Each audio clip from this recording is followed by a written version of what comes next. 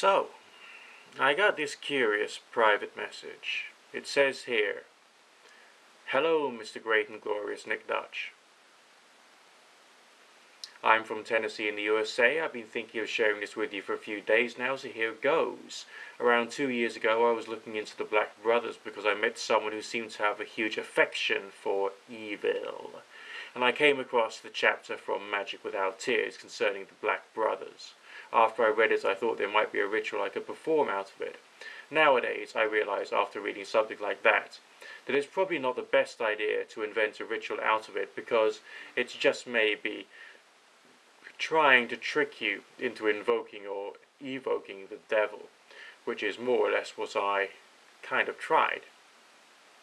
If I had done my research, I would have learned that the whole chapter came from Crowley's work, Scrying the Enochian Atheists.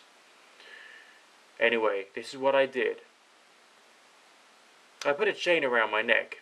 I lit 3 tea candles, set up a triangle, and opened my palms towards the triangle.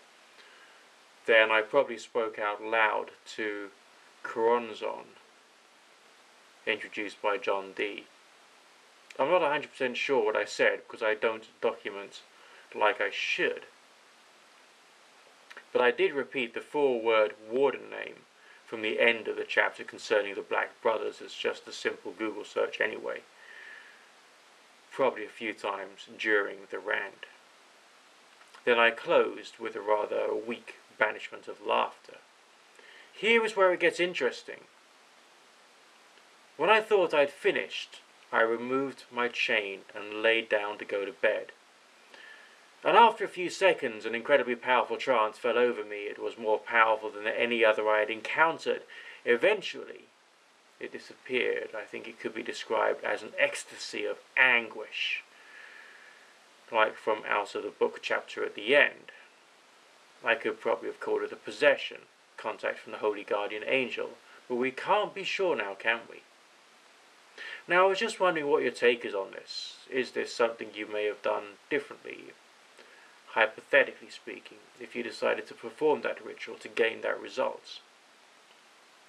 This is one out of the 2 of what I consider to be major mystical experiences of a lifetime so far, and now all I have to say is an apology for the length of this message. I'd hate to receive a ton of these. Like they say in the West Coast, deuces. Well, the funny thing is, you can't always tell what's going to happen. This reminds me of when I did an experimental invocation of the Angel of Death.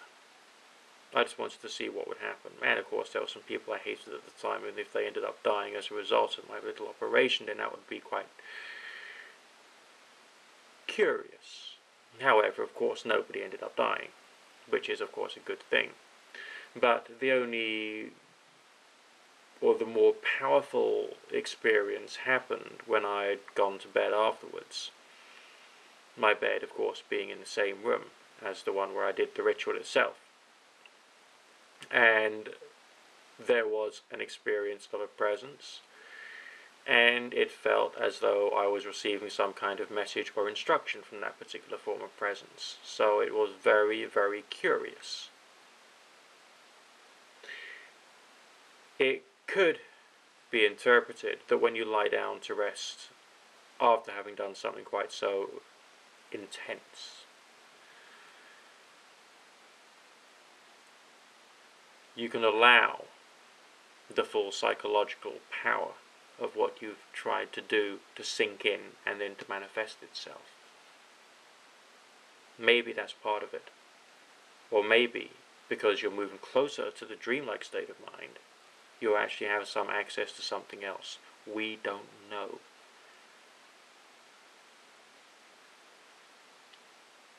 But doing some kind of intense religious experience or occult experience before bed can sometimes be regarded as being a good thing, provided of course you've got a sufficiently critical mind to keep yourself sane,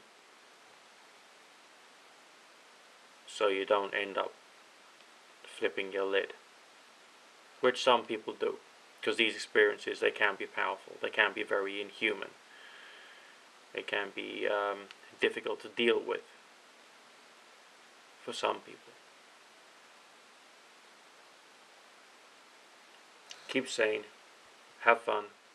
Remember, a strange experience only proves you can have a strange experience. It does not prove what the experience seems to suggest. And I'll speak to you again soon.